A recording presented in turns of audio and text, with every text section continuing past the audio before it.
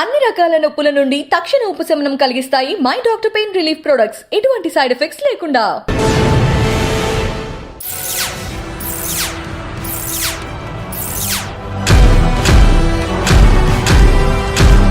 శ్రీకాకుళంలో 3 police station పనిచేస్తారు. మీకు అక్కడ మెమరబుల్ కేసులు ఉన్నాయండి? కాశీబుగ్గ పోలీస్ స్టేషన్ అంటే is only meant for rowdies. అక్కడ జస్ట్ చూస్తుండగానే ఒక నరికిసారు, పెట్రోలింగ్ ఉన్నా ఒక ఆయన పేక తగ్గొడిసారు. అంటే మీ కళ్ళ ముందు జరిగిందా?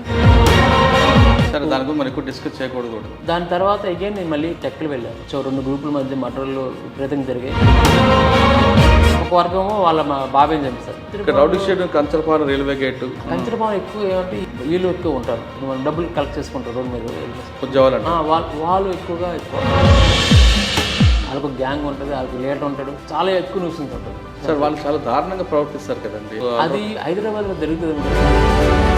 ప్రాపర్ రెస్పాండ్ అవ్వకపోతే న్యూసెన్స్ చేసేస్తారు. విశాఖపట్నంలో ఏ తరహా నేరాలు వస్తుంటాయి? అంటే జాబ్ ఫ్రాడ్ ఎక్కువ ఉంటాయా? మీకు రిపోర్ట్ అసలు మీకు పాత రోజుల్లో ఫిషింగ్ ఉంది, ఫిషింగ్ కాల్స్ తగ్గిపోయి ఇప్పుడు only phishing links, WhatsApp impersonation, Instagram frauds, social media frauds ఎక్కువ వస్తాయి. రకరకాలుగా ఉన్నాయి. సో వైజాగ్ నేను అబ్జర్వ్ చేసింది ఎక్కువగా ప్రీపెయిడ్ వస్తుంది 100 రూపాయల తర్వాత మీకు అమౌంట్ మీరు నెక్స్ట్ మీరు 6వ టాస్క్ కోసం అరేంజ్ చేసేది ఒక 1000 పెడతారు. సో వాడికి ఒక నమ్మకం కలిగిస్తారు. రాజస్థాన్లో ఉన్న ఒక టీం ఏం చేస్తారు, అన్ని ఆల్ ఓవర్ ఇండియా కవర్ చేస్తారు. ఈ తరహా క్రైమ్ మీద రిపోర్ట్ ఏంటంటే 100. ఒకటి మాకు డెమో కావాలంటే మీకు డెమో కూడా చూపిస్తాను.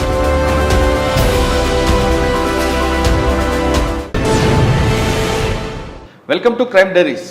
ఈ వారం మన గెస్ట్ 2004 పోలీస్ ఆఫీసర్, పేరు కె భవానీ ప్రసాద్ గారు, inspector of police cyber crime, Visakhapatnam commissionerate. విశాఖపట్నంలో సైబర్ క్రైమ్ ఎలా జరుగుతుంది అనేది ప్రధానంగా తెలుస్తుంది. ఇక్కడ విశాఖపట్నంలో ఎలాంటి క్రైమ్ జరుగుతుంది, నేరస్తులు ఏ విధంగా అమాయక ప్రజల్ని మోసం చేస్తున్నారు అనే అంశంపై విశాఖపట్నం పోలీస్ కమిషనర్ త్రివిక్రమార్ గారు ఎక్కువగా సైబర్ క్రైమ్ మీద ఫోకస్ పెట్టారు. అంటే విశాఖపట్నం జరుగుతున్న నేరాలు అన్నీ ఒకటైతే సైబర్ క్రైమ్ అనేది ప్రధానంగా ఎజెండా కనిపిస్తుంది కాబట్టి దాని మీద ఫోకస్ చేయాలి. సైబర్ క్రిమినల్స్ ఎక్కడ కూడా దొరకట్లేదు కాబట్టి ప్రజల్లో ఎక్కువగా అవగాహన తేయడానికి సిపి గారు ఒక ప్రత్యేక టీం ఏర్పాటు చేశారు.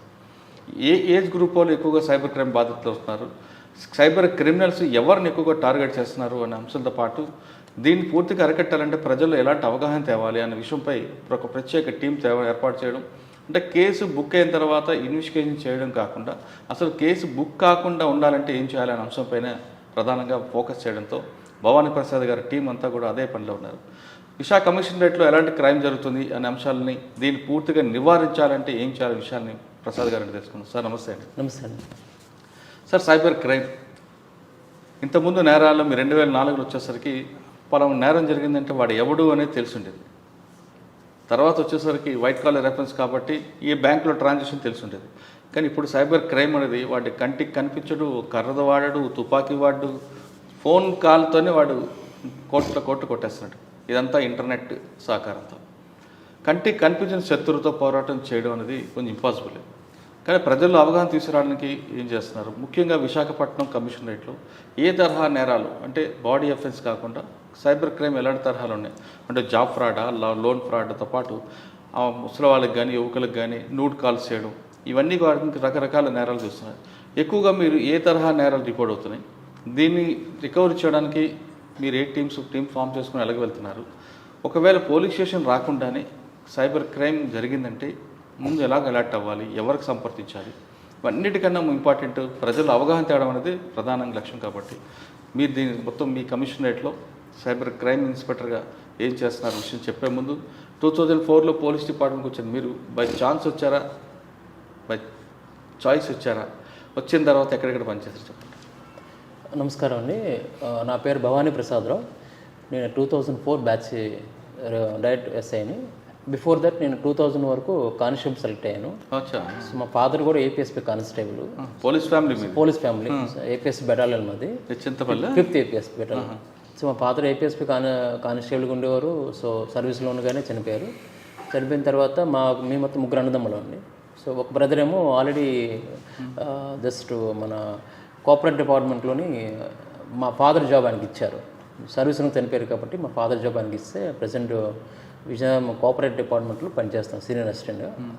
ఇంకో బ్రదరు ఇక్కడే రిజర్వ్ ఇన్స్పెక్టర్ గారు పోలీస్ డిపార్ట్మెంట్ ఇక్కడ మన వైజాగ్ సిటీలోనే ఎంటీఓ చేస్తున్నారు, మోటార్ ట్రాన్స్పోర్ట్ ఆర్గనైజేషన్లో ఎంటీఓ చేస్తున్నారు. నేను రెండో వాడినండి. మీ ఇద్దరు ప్రిన్స్, నేను మా అన్ని ప్రిన్స్, మా తమ్ముడు ఇన్స్పెక్టర్, ముగ్గురు, ఇద్దరు పోలీస్ ఇన్స్పెక్టర్లు.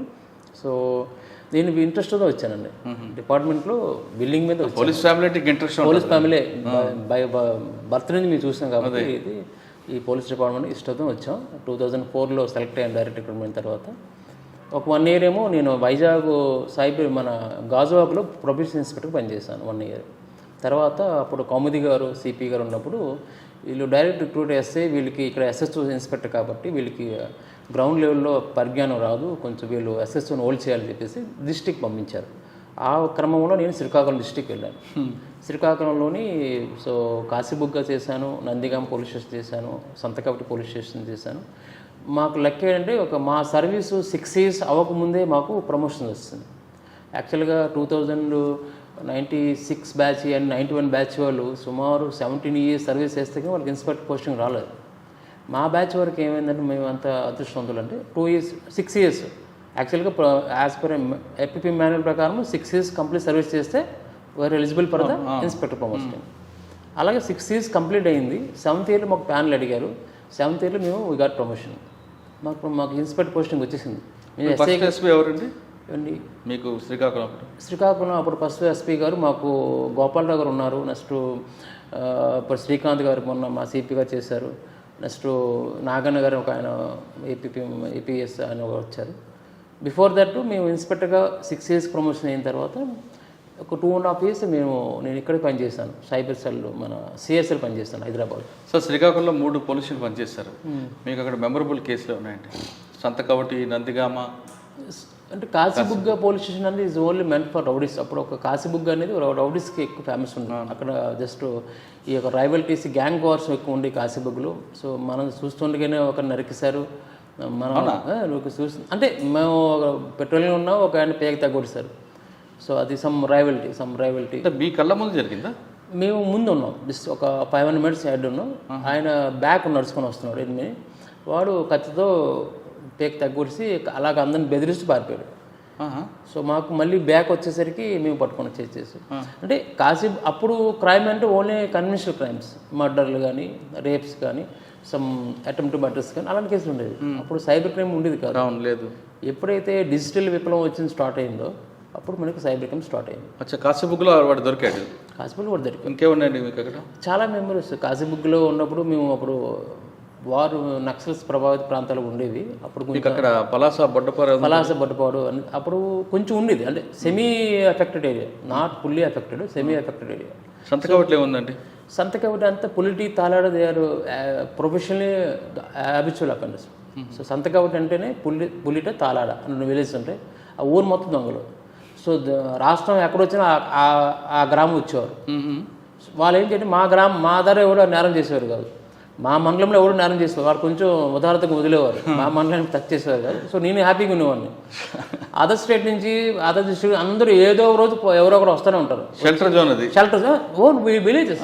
షెల్టర్ తీసుకోవాలి కాబట్టి ఏం చేసేవారు? ఓన్ విలేజ్ అది. మీకు కూడా ఇబ్బంది ఉండేది కదా? నాకు ఇబ్బంది ఉండేది కాదు, ఎందుకంటే వాళ్ళు మా దగ్గర చేరు. ఈ అదర్ స్టేట్ వాళ్ళు, అదర్ డిస్ట్రిక్ట్ వాళ్ళు ప్రతిరోజు వచ్చేవారు. ఎక్కువగా మనకి ఈ రాజాము, శ్రీకాకుళం, నైబరింగ్ డిస్ట్రిక్ట్ ఏవైతే వరుస గంజాం కానీ, పర్లకిమిడి కానీ, ఇరుబాక్ శ్రీకాకుళం ఏంటండి house night day HB and HB night కూడా చేస్తారు.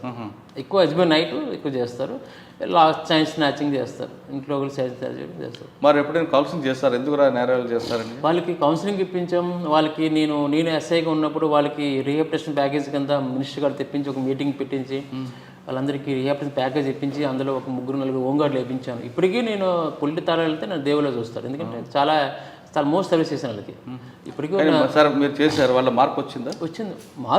అందరూ మ్యాక్సిమం ఆడారు. ఒక 2-3 members మాత్రం మారలేదు. మారిపోయిన తర్వాత చాలా నేరాలు చేస్తారు. తర్వాత రీసెంట్గా కూడా చనిపోయారు కూడా. సంతకవటి తర్వాత అండి? సంతకవటి తర్వాత నేను కాశీబుగ్గ తర్వాత నాకు ప్రమోషన్ వచ్చింది ఇన్స్పెక్టర్గా. ఫస్ట్ ఇనిషియల్ నందిగామ చేశాను. నందిగామ తర్వాత అది హైవే పక్కన నందిగామ, అందులో స్పెసిఫిక్గా ఓన్లీ రోడ్ యాక్సిడెంట్స్ ఉంటాయి. తర్వాత నేను సంతకవటి వెళ్ళాను. సంతకవటిలో ఈ ఎఫర్ట్ ఎప్పుడైతే చేసిన తర్వాత నాకు కాశీబుగ్గ ఇచ్చారు.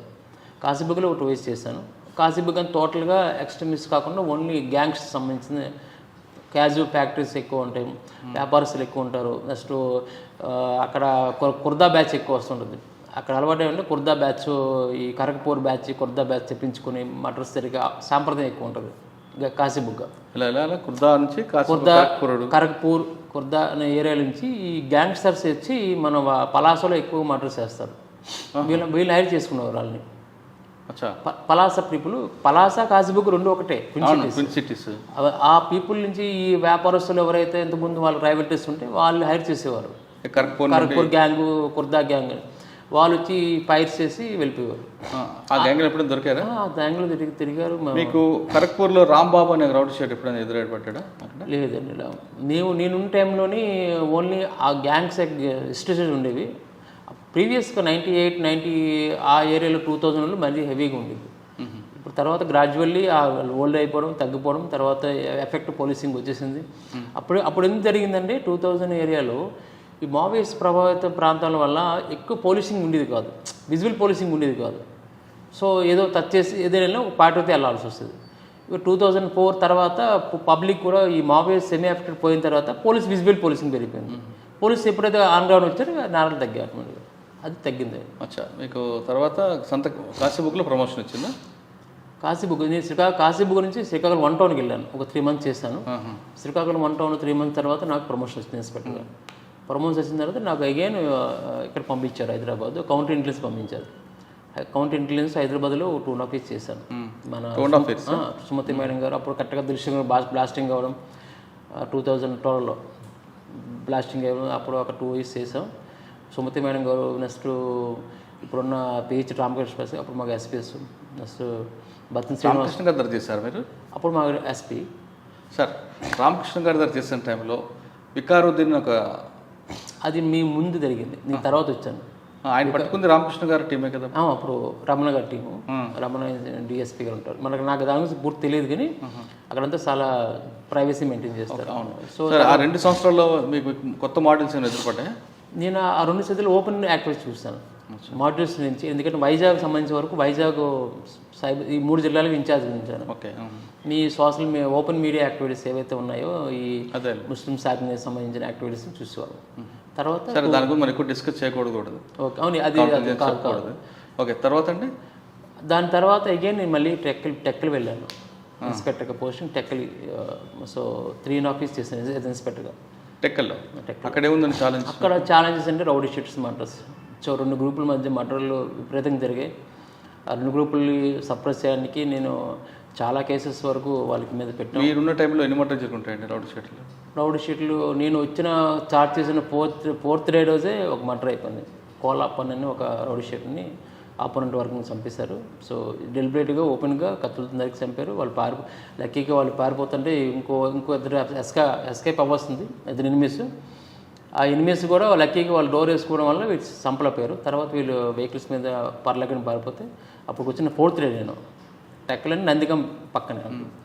సో మేము మళ్ళీ అప్పుడున్న టీం అందరూ కష్టపడి వాళ్ళు పికప్ చేసాం. 7 మంది అరెస్ట్ చేసాం. వాళ్ళు వాళ్ళు జైలుకి రాకుండా చాలా విధాలుగా చాలా కేసులు పెట్టాం. సో సెక్యూరిటీ కేసులు కానీ అదర్ థింగ్స్, వాళ్ళు తెచ్చుకున్న వెపన్స్ సీజ్ చేసాం. వాళ్ళు ఆ క్రైమ్లో వాడుకున్న వెపన్స్ దాచిపెట్టారు, వెపన్స్ సీజ్ అన్నీ చేసాం. సబ్సిక్వెంట్గా అదే రోజు ఎవరైతే 2 చంపుకున్నారో ఆ 2 వర్గాలను నేను కలిపేసాను. నా గ్రేట్ అచీవ్మెంట్ ఏంటంటే టెక్కల్లో ఎవరైతే ఒకరినొకరు చంపుకున్నారో వాళ్ళ ఫాదర్ని చంపుకుంటూ వీళ్ళ ఫాదర్ని చంపిస్తారు. ఇప్పుడు ఫస్ట్ అపోనెంట్ వర్గం ఒక ఫాదర్ని చంపిస్తారు, ఒక వర్గము వాళ్ళ బాబాయ్ని చంపిస్తారు. 2 బ్యాలెన్స్ అయిపోయి తర్వాత ఒకరినొకరు చంపుకోవడానికి ఎప్పుడూ కత్తులు తిరుగుతున్నవారు, ఈ ఆపర్చునిటీగా ఎదురు చూసేవారు. వాళ్ళు కాకుండా బోత్ సైడ్ కూడా కేసులు పెట్టి, నేను చెడ్డైనా బోత్ సైడ్ కేసులు పెట్టి ఒక 1 year వరకు బాగా సప్రెస్ చేస్తాం వాళ్ళ యాక్టివిటీస్. అదొక మర్డర్. ఇంకొక మర్డర్ అదే మర్డర్ అక్కడికి ఒక ముందు జరిగింది.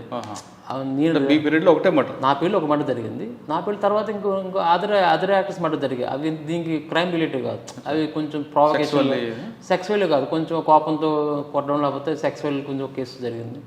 కానీ ఈ 2 గ్రూపులు మొత్తం తర్వాత సబ్సిక్వెంట్గా ఇప్పుడు టెక్కల్లో ఆ 2 గ్రూపులు కలిసిపోయి ప్రశాంతంగా వాళ్ళిద్దరూ రాజకీయం చేసుకుంటున్నారు. సరే, టెక్కల్లో 3 సంవత్సరాలు చేశారంటున్నారు. ఒక మర్డర్ కేసు ఉంది. వీటితో పాటు ఆర్గనైజ్డ్ క్రైమ్ ఏమైనా దొరికింది అక్కడ?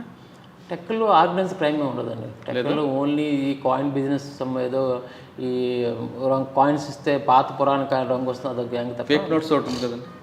ఫేక్ నోట్స్ అప్పుడు లేదు టెక్కల్లో. వచ్చింది టెక్కల్లో లేదు. టెక్కల్లో ఎక్కువ ఎక్స్ప్లోజివ్స్ ఇవి ఉంటాయి మీకు, స్టోన్ ఇవి మన గ్రానైట్ పరిశ్రమ కాబట్టి అవి ఎక్కువ ఉంటాయి. ఎక్స్ప్లోజివ్స్ కేసు కట్టారు, 3 కేసులు కట్టాం, ఎక్స్ప్లోజివ్స్ కేసెస్ కట్టాం. ఓకే. టెక్కల తర్వాత అండి? టెక్కల తర్వాత ఇచ్చాపురంలో. ఇచ్చాపురం అంటే అది ఓన్లీ బార్డర్ ఏరియా. సో అక్కడ ఎక్కువ 8 months చేశాను. సో అప్పుడు ఎలక్షన్ అని చెప్పి నేను ట్రాన్స్ఫర్ చేసి ఇక్కడ 3.5 years అయిపోయింది. అది 8 months, 4 years, 5 months అయిపోయింది. 5 monthsలో ఎలక్షన్ వస్తుంది. అందుకని నేను అగైన్ కాశీబు మన వైజాగ్ సిటీ కంచరపాలెం వచ్చా. అక్కడ రౌడీ షీట్ లేదు రా? కంచరపాలెంలోని అక్కడ కూడా 8 months చేశాను. ఎలక్షన్ ముందు జనవరిలో వచ్చాను, 2019 జనవరిలో వచ్చాను. 2000 ఆగస్టు వరకు 8 months చేశాను. 8 months చేసిన తర్వాత 8 months కూడా అక్కడ Kancharapalem heavy police station, rowdy షీట్లు, all type of sector people ఉంటారు. క్లాస్ ఉంది, మాస్ ఉంది, ఎక్కువ మాస్ ఉంటుంది. ఎక్కువగా భార్య భర్త తగులు ఎక్కువ వస్తాయి. రౌడీ షీట్లు కూడా ఎక్కువ ఉన్నారు. బత్తిని మురళి రౌడీ షీట్లు ఉన్నారు, మంచి ఫేమస్ రౌడీ షీట్లు అందరూ ఉన్నారు. ఒక ఫ్యాక్షన్ విలేజ్ ఉండాలండి అక్కడ. ఎక్కడండి? ఇచ్చాపురం. అది ఉండేది పురుషోత్తపురం అని. అవి నా ప్రిడిసర్ ఎవరైతే ఉన్నారో ఆ టైంలో కామైపోయి తర్వాత రౌడీ షీట్ తప్ప ఫ్యాక్షన్ లేదు. Rowdy sheet Kancharapalem railway gate ఉండేవారు. కంచరపాలెం ఎక్కువ ఏమంటే ఈ యొక్క వీళ్ళు ఎక్కువ ఉంటారు. జస్ట్ పీపీ గాలు కాదు, ఇప్పుడు మనం డబ్బులు కలెక్ట్ చేసుకుంటారు రోడ్ మీద. బెగ్గర్స్ వీళ్ళు రాక్ బెగ్గర్స్ చెత్త ఏరుకుంటారు వాళ్ళు కాదండి, మన డబ్బులు కలెక్ట్ చేస్తారు కదా చేతులు కొట్టి వాళ్ళు ఎక్కువ టెక్కలి మొత్తం మన కంచరపాలెం మొత్తం వాళ్ళదా, సామ్రాజ్యం మొత్తం వాళ్ళదా. వాళ్ళకి ఒక అపార్ట్మెంట్, వాళ్ళకి మంచి ఒక కాలనీ ఉంది, మొత్తం సిటీ మొత్తం అక్కడే ఆపరేట్ చేస్తారు. వాళ్ళకి ఒక గ్యాంగ్ ఉంటుంది, వాళ్ళకి లీడర్ ఉంటాడు, కలెక్ట్ చేసింది ఈవినింగ్ ఇవ్వాలి, వాళ్ళ మధ్య తగువులు. సో చాలా ఎక్కువ న్యూసెన్స్ ఉంటుంది సార్. వాళ్ళు చాలా దారుణంగా ప్రవర్తిస్తారు కదండి. ఎక్కడ ఫంక్షన్ జరిగితే వస్తారు. అది హైదరాబాద్లో జరుగుతుంది కానీ వైజాగ్లో అంత లేదు. కాకపోతే వాళ్ళు కానీ వచ్చిన తర్వాత వాళ్ళు ప్రాపర్ రెస్పాండ్ అవ్వకపోతే న్యూసెన్స్ చేస్తారు. కోర్సెస్ కూడా బట్టలు ఇప్పడం రకరకాల పనులు చేస్తారు. సో వాళ్ళు తగులు ఎక్కువ ఉంటాయి. సో వాళ్ళు ఒకరిని ఇష్టపడితే ఇంకోటి ఇష్టపడలేకపోవడం, అలాంటి తగులు ఎక్కువ ఉంటాయి. చాలా న్యూసెన్స్ ఫేస్ చేస్తాం కంచరపాలెంలో. వాళ్ళతో మాట్లాడడం కూడా ఇబ్బంది కదండి. లేదు, మన లోకల్ పోలీసుని రెస్పెక్ట్ ఇస్తారు. లోకల్ పోలీసుని రెస్పెక్ట్ ఇస్తే వాళ్ళు లీడర్ తీసుకొస్తారు. వీళ్ళు ఇండివిజువల్ రారు లోకల్, కానీ ఎక్కువ అరుస్తారు. న్యూసెన్స్గా ఉంటుంది, మన మాట వినరు, అరుస్తారు, కంప్లీట్గా అరుస్తారు ఎక్కువ.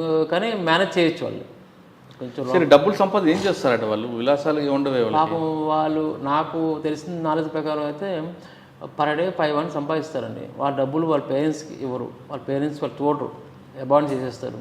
ఈ డబ్బులు అనేది ఈ మధ్యలోనే బ్రోకర్స్ తీసుకుంటారు. వీళ్ళు ఒక టీం ఉంటుంది, అసోసియేషన్ చెప్పి కొంత టీం కలెక్ట్ చేస్తారు. వాళ్ళు లీడర్ కొంత డబ్బులు ఇవ్వాలి, వాడు ఎవడైతే ఈయన ఇష్టపడతారో ఆడు కొంత ఇవ్వాలి. చాలా ఎక్కువ ఉంటాయి. పాపం వాళ్ళు తిని తక్కువ, వాళ్ళు సంపాదన కూడా తక్కువ. కొందరు ఆపరేషన్ చేసుకుంటారు, కన్వర్షన్ కోసం డబ్బులు దాచుకొని డబ్బులు ముంబై వెళ్ళి ఆపరేషన్ తీసుకొని వస్తారు. రకరకాల ప్రాబ్లమ్స్ ఉంటాయి వాళ్ళకి. అంటే వాళ్ళ సంపాదన వాళ్ళు తినేది ఉండదు. సంపాదన వాళ్ళకి నాకు తెలిసి ఆస్తులు కూడబట్టింది ఉండదండి. అంతా ఈ మధ్యవర్తులైన బ్రోకర్స్ ఉంటారు, వాళ్ళే కలెక్ట్ చేస్తారు. వాళ్ళ టీం ఉంటుంది, వాళ్ళ ఆర్గనైజేషన్ ఉంటుంది, వాళ్ళు కూర్చొని సంపాదించుకుంటారు. సార్ కంచరపాలెం తర్వాత నేను again I was transfer to CID అండి. సిఐడి ఒక 2.5 years చేశాను మన వైజాగ్. అక్కడ సైబర్ క్రైమ్స్ చేశాను. సో ఇప్పుడు present Srikakulam SP Radhika madam గారు, నేను చెప్పాను, మేడం నాకు సైబర్ క్రైమ్స్ ఇష్టపడుతున్నాను, చేద్దాం. నాకు అందువల్ల సైబర్ క్రైమ్స్ నాకు నాలెడ్జ్ తక్కువ. ఎప్పుడైతే సిఐడి వెళ్ళిన తర్వాత నేర్చుకుంటాను సార్, నేను కూడా సైబర్ క్రైమ్స్ చేయాలి, నాకు ఇంట్రెస్ట్ ఉందంటే అప్పుడు నాకు వైజాగ్ సంబంధించి సైబర్ క్రైమ్ ఇన్స్పెక్టర్గా ఇచ్చారు. 2.5 yearsలో నా ఓన్ ఇంట్రెస్ట్గా కొన్ని కోర్సెస్ నేర్చుకోవడం కానీ, కొన్ని ట్రైనింగ్స్ వెళ్ళడం కానీ, అదేవిధంగా నెట్లో ఆన్లైన్ ట్రైనింగ్ కోర్స్ చేయడం కానీ చేసుకున్న తర్వాత అగైన్ 2.5 years అయిన తర్వాత నేను అగైన్ మళ్ళీ సిపి గారికి, పాత శ్రీకాంత్ ఎస్పీ గారికి, శ్రీకాంత్ ఐజీ గారికి కలిశాను. ఆయన కొన్ని టెస్టులు పెట్టారు. టెస్ట్ పెట్టి నువ్వు క్వాలిఫై అయితే నీకు ఇస్తాను. సో ఆయన తెచ్చిన టెస్ట్ క్వాలిఫై అయ్యాను. సో దీనికి ఎవరు మ్యాక్సిమం పోటీ ఉండరు, సైబర్ క్రైమ్స్కి ఎవరు రారు. ఎందుకంటే దీనికి రావాలంటే కొంచెం మైండ్ అప్లై చేయాలి. ప్రిఫరబుల్లీ రౌండ్ ప్రిపేర్ చేస్తారు, సైబర్ క్రైమ్స్కి ఎవరు రారు. కాబట్టి నేను ఒక్కనే సోల్ పార్టిసిపెంట్. నేనైతే శ్రీకాంత్ గారు క్వాలిఫై చేశారు, ఆయన అంత ఈజీగా వదలరు. క్వాలిఫై చేసిన తర్వాత ఓకే పంపించారు. ఇక్కడ లాస్ట్ ఇయర్ వచ్చాను. వచ్చిన తర్వాత సుమారు 2000 కేసెస్ ఉన్నాయి, యూఏ కేసెస్. సో అలా గ్రాడ్యుయేట్ తగ్గించుకుంటూ ప్రజెంట్ ఇప్పుడున్న సిపి గారు కూడా వెరీ మచ్ ఇంట్రెస్టెడ్ సార్కి. ప్రతిరోజు కూడా సారు ఏ రోజు ఏం కేసు జరిగినా బ్రీఫింగ్ చేసి ఆయనకి ఎలాగ దీనికి రెమెడీ ఏంటి ఆలోచిస్తారు. మా స్ట్రెంత్ కూడా ఎక్కువ మంది ఇచ్చారు మాకు. ఎక్కువ స్ట్రెంత్ కూడా బిల్డింగ్ లేకపోయినా చాలామంది స్ట్రెంత్ పంపించారు. సో టీమ్స్ ప్లాన్ చేసి ఇప్పుడున్న మాకు డీసీపీ సార్ ఉన్నారు, విద్యాసాగర్ నాయుడు ఐపీఎస్ గారు. ఆయన మాకు కంట్రోల్ ఆఫీసర్ ఉన్నారు. నా కంట్రోలింగ్ ఆఫీసర్ విద్యాసాగర్ నాయుడు గారు డీసీపీ వన్. ఆయన కూడా వస్తుంటారు ఫ్రీక్వెంట్గా ఈ కేసెస్ గురించి అబ్జర్వ్ చేయడం, గైడెన్స్ ఇస్తుంటారు. సార్ విశాఖపట్నంలో బాధితులు ఉన్న చాలామంది కనిపిస్తుంటారు. ఏ తరహా నేరాలు వస్తుంటాయి? అంటే జాబ్ ఫ్రాడ్ ఎక్కువ ఉంటాయా మీకు రిపోర్ట్? అసలు మీకు ఈ సైబర్ క్రైమ్ పొల్యూషన్ అనేది మొత్తం విశాఖపట్నం సిటీకి సంబంధించిందండి. ఎంటైర్ విశాఖపట్నంలో ఇక్కడ చూస్తాం. అయితే ఇక్కడ ఒక పాత సిపి గారు ఒక జీవో ఇచ్చారు, 50,000 బిలో అయితే లోకల్ పొల్యూషన్కి వెళ్ళమని, 50,000 అబోవ్ అయితే ఈ సైబర్ క్రైమ్ పొల్యూషన్. ఎందుకంటే మాకు మెన్ పవర్ తక్కువ. ఆ విధంగా చూసుకున్నా మాకు రోజుకి చాలామంది వందల కంప్లైంట్స్ వస్తాయి. మా వరకు రోజుకు 15 వరకు వస్తాయి. ఎక్కువగా వచ్చిన కేసులు ఎక్కువగా ఆల్ టైప్స్ ఉంటాయి. మేము ఈ వైజాగ్ సిటీలో ఉన్న సైబర్ క్రైమ్స్ని సుమారు 24 రకాలుగా మేము కేటగిరీ చేసుకున్నాం. సో 24 అమౌంట్స్గా మేము ఫైనలైజ్ చేస్తాం. ఎక్కువ అమౌంట్స్ ఏం వస్తున్నాయి, ఎక్కువ అమౌంట్స్ ఏం తక్కువ వస్తున్నాయి మేము ఫైనల్ తీసుకొని అమౌంట్ లాస్ ఆఫ్ అమౌంట్ రాసుకున్నాం. ఎక్కువగా వైజాగ్ సిటీలో ఫ్రాడ్ ఎక్కువ జరుగుతుంది. టార్గెట్ పీపుల్ ఎక్కువ students, house wifes and software employees. Illiterate people ఎవరు ఎఫెక్ట్ అవ్వట్లేదు. ఇల్లిటరేట్ పీపుల్ ఎవరు చెప్పరు. పాత రోజుల్లో విషింగ్ ఉంది, జస్ట్ ఫోన్ చేసి ఓటీపీ చెప్పని చెప్పేవారు. ఇప్పుడు ఎవరు చెప్పరు. సో అలాంటి కేసులు తగ్గిపోయాయండి. విషింగ్ కాల్స్ తగ్గిపోయాయి. ఇప్పుడు only phishing links, next scammers ఏదైతే WhatsApp impersonation, Instagram frauds, social media frauds ఎక్కువ వస్తాయి. అమ్మాయిలు ఎక్కువ ఎఫెక్ట్ అవుతారు. Next task games, honey traps, sex toss, nude videos, next loan apps, so job frauds, online fraud, రకరకాలు ఉన్నాయి. సో వైజాగ్ నాకు సంబంధించిన వరకు నేను అబ్జర్వ్ చేసింది ఎక్కువగా first top priority task games అండి. ఈ టాస్క్ గేమ్ ఏం చేస్తున్నారంటే ఎవరైతే ఇన్స్టాగ్రామ్ పేజెస్ కానీ యూట్యూబ్లో కానీ నెక్స్ట్ ఎవరైతే వీళ్ళు you will get 3,000 to 5,000 at her home అని ఒక మెసేజ్ పంపిస్తారు. పంపించిన వెంటనే వాళ్ళు దాన్ని క్లిక్ చేస్తారు. క్లిక్ చేసిన వెంటనే వాళ్ళు సింపుల్గా ఒక టాస్క్ ఇస్తారు. ఏం టాస్క్ ఏం లేదు, మీరు ఏమి చేసుకోనట్లేదని మీరు రోజుకి 3,000 నుంచి 5,000 రూపాయలు మీరు ఎర్న్ చేసుకోవచ్చు అంటారు. ఈ సాఫ్ట్వేర్ ఎంప్లాయీస్ అందరూ ఏమంటారు, అలాగే అందరూ వర్క్ ఫ్రమ్ చేస్తారు. చాలా సింపుల్గా చేసుకుందని వాళ్ళు ఇచ్చిన టాస్క్ ఏం లేదు. మీరు యూట్యూబ్లో వెళ్ళి వాళ్ళకు లింక్ పంపిస్తారు, యూఆర్ఎల్ లింక్ పంపిస్తారు, లేకపోతే ఒక ఇన్స్టాగ్రామ్ పేజ్ లైక్ పంపిస్తాడు, లేకపోతే గూగుల్ మ్యాప్స్ పంపిస్తాడు. దీన్ని లైక్ చేసి ఆ స్క్రీన్ షాట్ పంపించమంటారు. పంపిస్తే మీరు పంపించండి మాకు స్క్రీన్ షాట్. వీళ్ళకి పర్ డే మీకు రోజు 3,000 నుంచి 5,000 రూపాయలు సంపాదించుకుంటారు. 3,000 to 5,000.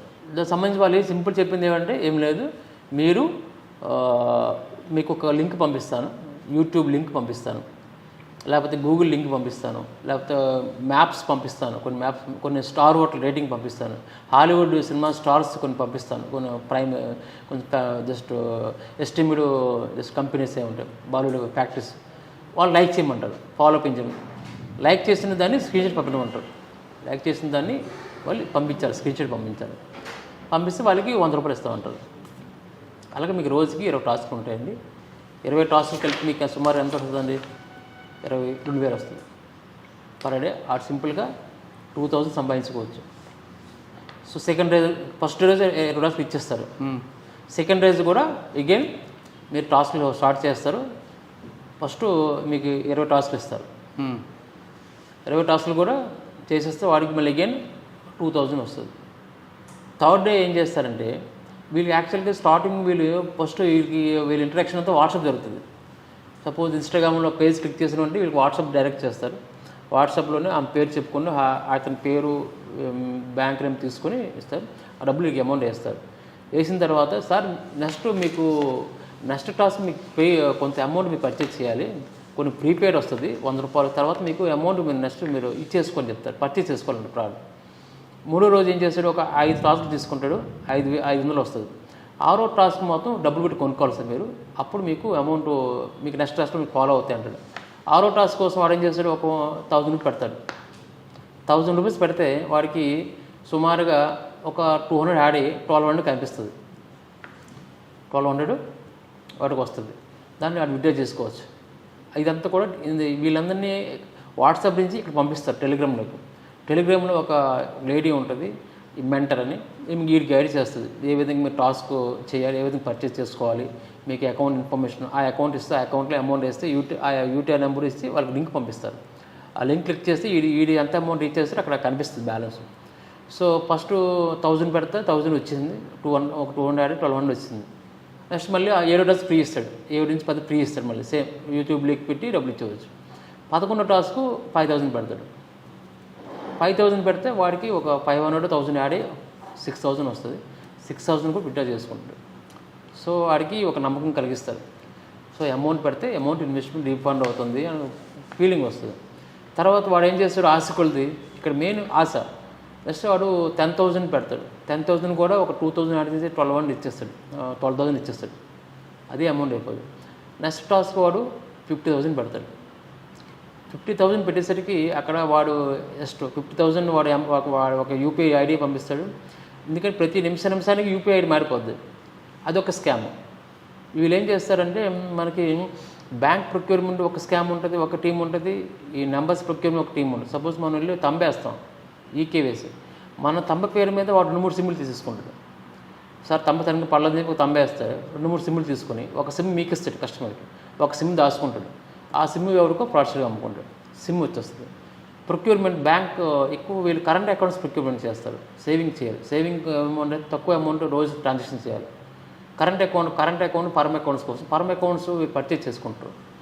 కరెంట్ అకౌంట్స్ కోసం ఏం చేస్తారు, ఈ రాజస్థాన్ నుంచి కొన్ని గ్యాంగ్స్ అనేది ప్రతి గ్రామానికి వెళ్ళిపోతాయి, ప్రతి మెట్రోపాలిటన్ సిటీకి వెళ్తాయి.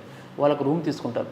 రూమ్ తీసుకుని ఒక చిన్న ఆఫీస్ సెటప్ పెట్టుకుని ఫ్లెక్సీలు పెట్టుకుని వాళ్ళు ఫేక్ సిమ్స్తోని ఈ యొక్క ఫేక్ ఆధార్ పాన్ కార్డుతోని ఈ యొక్క కరెంట్ అకౌంట్స్ క్రియేట్ కోసం ఒక ఫార్మ్ క్రియేట్ చేసుకొని ఆ లోకల్ ప్రైవేట్ బ్యాంక్స్లో అప్లై అవుతారు. సో ఈ ఫీల్డ్ మేనేజ్ చేసుకొని ఏం చేస్తారు, ఆ వెల్కమ్ కిట్ సంపాదించుకుంటారు. ఆ వెల్కమ్ కిట్ సంపాదించిన కిట్ని వీళ్ళు మళ్ళీ రాజస్థాన్కి అమ్ముకుంటారు. రాజస్థాన్లో ఉన్న ఒక టీం ఏం చేస్తారని వాళ్ళకి హవాలా కోసం గానో లేకపోతే ఈ ఫ్రాడ్స్ కోసం అమ్ముకుంటారు ఇవి. సో ఆమెకు రోజుకు ఒక ఈ ఫ్రాడ్స్ రోజుకు ఒక యూపీఐ ఐడి పంపిస్తుంది. ఆ యూపీఐ అనేది ఎవరికి సంబంధం ఉండదు. అది ఒకసారి రాజస్థాన్ ఉంటుంది, ఒకసారి అస్సాం ఉంటుంది, త్రిపుర ఉంటుంది, అన్నీ ఆల్ ఓవర్ ఇండియా కవర్ చేస్తారు. 50,000 వీడికి ఓల్డ్ అయిపోద్ది. 50,000 వచ్చి వీడికి డబ్బు 5,000 కనిపిస్తుంది, 55,000 వచ్చేస్తుంది. కానీ ఆ డబ్బులు పర్మిషన్ ఇవ్వడు. సార్ మీరు ఈ టాస్క్ మీకు అమౌంట్ రిఫండ్ చేస్తాం, కానీ ఇంకో టాస్క్ ఉంది, అందులో ఆ టాస్క్ ఆడని అంటాడు. సో ఇంకో టాస్క్ 3 టాస్క్స్ ఇస్తాడు సబ్ టాస్క్లని. ఆ 50,000 కోసం వాడు మళ్ళీ 3 టాస్క్ ఆడాల్సి వస్తుంది. ఆ టాస్క్ అంతా ₹1,00,000, 2,00,000, 5,00,000 పెడతాడు. సో ఈ అమౌంట్ కూడా వాడుతాడు. ₹1,00,000 ఆడతాడు, 2 lakhs ఆడతాడు, 3 lakhs ఆడతాడు. మొత్తం కలిపి 6 lakhs హోల్డ్ అయిపోతుంది. 6 lakhs హోల్డ్ అయిపోయిన తర్వాత వాడు రీఫండ్ కోసం వాడు అడిగితే, సారీ సార్ మీ బ్యాంక్ అకౌంట్ సిబిల్ స్కోర్ తక్కువ ఉంది, సో మీ అకౌంట్ అప్గ్రేడ్ చేయాలి, సిస్టమ్ తప్పు చూపిస్తుంది, మీరు ఇంకో టాస్క్ కార్డ్ ఉంది, మీకు వీఐపీ అకౌంట్ కన్వర్ట్ చేస్తుంది వాడు చెప్తలేదు. దానికోసం మళ్ళీ టాస్క్ కార్డ్ ఇస్తారు. సో అక్కడ 3-4 lakhs పెడితే అదొక 10 lakhs అయిపోద్ది. 10 lakhs అయిపోయిన తర్వాత మీరు తప్పు ఆడారు సార్, మీరు యాక్చువల్లీ మీరు వీళ్ళకి ఒక గేమ్ ఆడిస్తారు. వీళ్ళు ఒక లింక్ పంపిస్తారు, జస్ట్ ఒక యూఆర్ఎల్ లింక్. ఆ లింక్ క్లిక్ చేస్తే క్రిప్టో కరెన్సీ ట్రేడింగ్ అవుతుంటుంది. ఆ ట్రేడింగ్లో అప్ డౌన్ చేయమని చెప్తారు. సార్ మేము అప్పు చెప్పాం కానీ మీరు డౌన్ చేశారు, మా సిస్టమ్ ఎర్రర్ చూపిస్తుంది, మీరు తప్పు చేశారు కాబట్టి మీరు టాస్క్ ఆడితేనే ఇది కవర్ అవుద్ది అంటారు. మళ్ళీ ఆ గేమ్ ఆడిపిస్తారు. తర్వాత ఇదంతా ఆడేసిన తర్వాత మళ్ళీ సార్ మీరు 30% జీఎస్టీ కట్టాలి గవర్నమెంట్కి, క్రిప్టో కరెన్సీ ఫండ్ కాబట్టి మీ ఇండియా మాకు బ్యాన్ ఉంది అని చెప్పి మళ్ళీ 30% జీఎస్టీ కట్టించుకుంటారు. మొత్తం కలిపి వీడు ఎంత నమ్మితే, విక్టిమ్ అనేది ఎంత నమ్మితే అంతవరకు వీళ్ళు మోసం చేస్తారు. ఈ తరహా క్రైమ్ మీద రిపోర్ట్ అయిందంటే 100. మాకు ఇప్పుడు చూడండి, మాకు పార్ట్ టైం జాబ్స్ ఈ మంత్లో సుమారు 100 కేసులు రిపోర్ట్ అవుతాయి. సుమారు 4 కోట్లు పోయింది. 4 కోట్లు. ఒక వ్యక్తి సుమారు హైయెస్ట్గా 93 లక్షలు పోతున్నాడు. ఈ ఐబీఎం ఎంప్లాయ్, సాఫ్ట్వేర్ ఎంప్లాయ్, ఐబీఎంలో పనిచేస్తాడు, టాస్క్ గేమ్ 93 లక్షలు పోతున్నాడు. సో రోజుకి మేము వీక్లీ ఏం చేస్తామంటే వీక్లీ అందరూ వస్తాం, రోజుకి 1 lakh 3 lakh వస్తాం, అన్ని కలిపి కంబైన్ ఒక ఎఫ్ఐఆర్ వేస్తాం. సుమారు మేము ప్రతిరోజు కూడా ఒక 3-4 డేస్కి ఒక 30-40 lakhs కలిసి ఎఫ్ఐఆర్ వేస్తాం. హైయెస్ట్ 93 లక్షలు పోయింది. సుమారు బాధితులు సుమారు మాకు తీసి 100 మంది ఉంటారు. ఇంకా లోకల్ పోలీసులు వెళ్ళిన వాళ్ళందరూ కూడా ఒక 5 times వేసుకున్నా 500 ఉంటారు. ఇంకోటి చెప్పండి, ఎక్కువ రిపీట్ అవుతుంది. ఒక ఆయన పాపం రీసెంట్గా ఒక గాజు ఒక ఆయన పాపం దుబాయ్ నుంచి వచ్చాడు. దుబాయ్ నుంచి వచ్చి పాపం 2 years పాపం దుబాయ్లో డ్రైవర్గా పనిచేశాడు. 2 years పాపం వీకెండ్లో వచ్చాడు పాపం గాజువాకి వచ్చి. గాజువాకి వచ్చిన తర్వాత పాపం ఆయన 17 lakhs ఉంది. 17 lakhs ఉంటే ఆ 17 lakhs ఇంట్లో పార్ట్ టైం జాబ్ అని చెప్పి గూగుల్ సెర్చ్ చేశాడు. గూగుల్లో ఏదైతే మనం పార్ట్ టైం జాబ్ సెర్చ్ చేస్తామో ఆ గూగుల్ హిస్టరీ వాళ్ళు క్యాప్చర్ చేస్తారు. క్యాప్చర్ చేసి ఎవరైతే మనం సెర్చ్ చేస్తున్నామో వాళ్ళకి ఆటోమేటిక్గా ఒక పాపప్ వస్తుంది. ఈవెన్ యూట్యూబ్లో అయినా, ఫేస్బుక్ అయినా, మన ఫేస్బుక్ ఈవెన్ మీరు ఇన్స్టాగ్రామ్లో సెర్చ్ చేసిన పార్ట్ టైం జాబ్ చేసినా ఆటోమేటిక్గా సో వీళ్ళు షేరింగ్ చేస్తారు ఇన్ఫర్మేషన్. ఆర్టిఫిషియల్ ఇంటెలిజెన్స్ ద్వారా ఈ ఫేస్బుక్ అన్ని ఏజెన్సీస్ షేర్ చేసుకుంటాయి కాబట్టి సో పలానా వీడియో రిక్వైర్మెంట్ ఉంది, మీకు ఆటోమేటిక్గా మీకు పాపప్ మెసేజ్ వస్తుంది. అలాగా పాపం ఈయన గూగుల్ సెర్చ్ చేసుకుంటే ఒక పాపప్ వచ్చింది. చెక్ చేసుకుంటే 17 lakhs పాపం ఈ టాస్ గేమ్లో పెట్టేశాడు. పెట్టేసి డబ్బులు మొత్తం హోల్డ్ అయిపోయి ఆయన అనుకోండి పాపం డబ్బులు ఎక్కువ కనిపిస్తున్నాయి. ఈ 17 lakhs పడితే ఒక 25 lakhs కనిపిస్తాయి వర్చువల్ అమౌంట్. ఓన్ అప్లికేషన్ కనిపిస్తుంది, వీళ్ళు డబ్బులు రావు. 20 లక్షల పాపం వచ్చి హ్యాంగింగ్ చేసుకు పొజిషన్కి వెళ్ళిపోయాడు. వాళ్ళ వైఫ్ తీసుకొచ్చి లాస్ట్కి ఏం చేశాడని పాపం నేను చెప్పాను, బాబు నీ డబ్బులు నేను రికవర్ చేపిస్తాను, టైం ఇవ్వు నాకు, ఎందుకంటే అంతే మన పన్నంతా వేరియస్ బ్యాంక్స్ ఫ్లో అయిపోద్ది, అందరూ రకరకాల బ్యాంక్స్ పంపించేస్తారు. ఈ పంపించిన అమౌంట్ ఏం చేస్తారంటే వీళ్ళు విక్టిమ్ని వీళ్ళు 2 విధాలుగా ఉంటాయి, అది కూడా చెప్తాను, అది చెప్పేస్తాను. అది అందులో ఏం జరిగింది పాపం ఆయన లాస్ట్కి వాళ్ళ వైఫ్ పుస్తులతో అమ్ముకొని, సార్ నా 2 years కష్టం పోయింది అనుకుంటా సార్, డ్రైవర్గా నేను చచ్చిపోయింది అనుకోండి, 2 years మళ్ళీ వెళ్ళిపోయాడు, దుబాయ్ వెళ్ళిపోయాడు. ఆ 2 years వైఫ్ పుస్తులతో అమ్ముకొని. అదేవిధంగా ఒక ఆయన సాఫ్ట్వేర్ ఎంప్లాయీ, ఇద్దరు లవ్ మ్యారేజ్, ఒక పిఎం పాలు ఉంటారు, ఇద్దరు సాఫ్ట్వేర్ ఎంప్లాయీసే. వాళ్ళ వైఫ్కి తెలియకుండా పాపం ఈయన పెట్టిన ఇన్వెస్ట్మెంట్ 17-18 lakhs పెట్టేశాడు. ఏం చేశాడు పాపం లోన్ కోసం ఇన్స్టాంట్ లోన్ యాప్స్ వాడేశారు. అంటే 5 lakhs 10 lakhs లోన్ ఇస్తారు, ఆ వాడి పెట్టారు, ఇన్వెస్ట్ చేశారు. సో అది డ్యూ ఉంది, ఇవి డ్యూ ఉంది, చాలా సఫర్ అయ్యారు. చాలామంది అలాగా ఎక్కువ సాఫ్ట్వేర్ ఎంప్లాయీస్ ఎక్కువ అవుతారు. ఓకే, ఈ తరహా కాకుండా ఇంకెక్కువ రిపోర్ట్ కేసు అదండి. ఎక్కువగా రిపోర్ట్ అవుతున్న కేసులు మనకి ఇవన్నీ Google search care, Google search fraud, customer case fraud ఉంటుంది. సపోజ్ మనకి ఇది సమ్ ఫోన్పే నెంబర్ కావాలి, చాలామంది ఏం చేస్తారు టక్ అని గూగుల్ సెర్చ్ చేసి ఫోన్పే కొట్టేస్తారు. ఫోన్పేలో నెంబర్ ఉంటుంది, ఫోన్పేలో ఏదైతే పాపప్ వస్తుందో టాప్ ఎండ్లో సింగిల్ నెంబర్ ఉంటుంది. సో వీళ్ళు అఫీషియల్ వెబ్సైట్కి వెళ్ళరు, ఫోన్పే యొక్క అఫీషియల్ వెబ్సైట్ HTTPS ప్రోటోకాల్కి వెళ్ళరు, ఏదో నెంబర్ వస్తుంది. ఆ నెంబర్ కొట్టినట్టు వాడు ఏం చేస్తాడు, పికప్ చేసుకుంటాడు. పికప్ చేసుకొని మీకు డెమోగా చూపిస్తాను, మీకు ఒక ఏపీకి ఫైల్ పంపిస్తాడు. ఏపీకి ఫైల్ అంటే జస్ట్ ఒక అప్లికేషన్ పంపించి ఆ ఫైల్లో ఐడి ఆడికి చెప్తే మీ విండో వాడికి ఓపెన్ అయిపోతుంది. విండో ఓపెన్ అయిన తర్వాత మీకు ఒక ఫిషింగ్ లింక్ పంపిస్తాడు. Same appears to be genuine. Just మీరు ఒక ముందు 5 rupees మాకు అమౌంట్ ఇన్వెస్ట్మెంట్ చేయండి, మీకు కరెక్ట్ చేస్తాం, లేదా 1 rupee పంపించింది మాకు కస్టమర్ పేమెంట్ ఛార్జ్ అని చెప్పారు. ఆ ఫిషింగ్ లింక్ పెట్టిన వెంటనే సేమ్ యూజర్ నేమ్ పాస్వర్డ్ పెడతారు కాబట్టి ఆటోమేటిక్గా అది ఓపెన్ అయిపోతుంది. సో వీరు పెట్టిన బ్యాంకింగ్ ఇన్ఫర్మేషన్ మొత్తం ఈ విండో అటు చూస్తుంటాడు, నేను చూస్తుంటాను, మీరు ఏం టైప్ చేస్తే టైప్ చేసుకుంటాడు.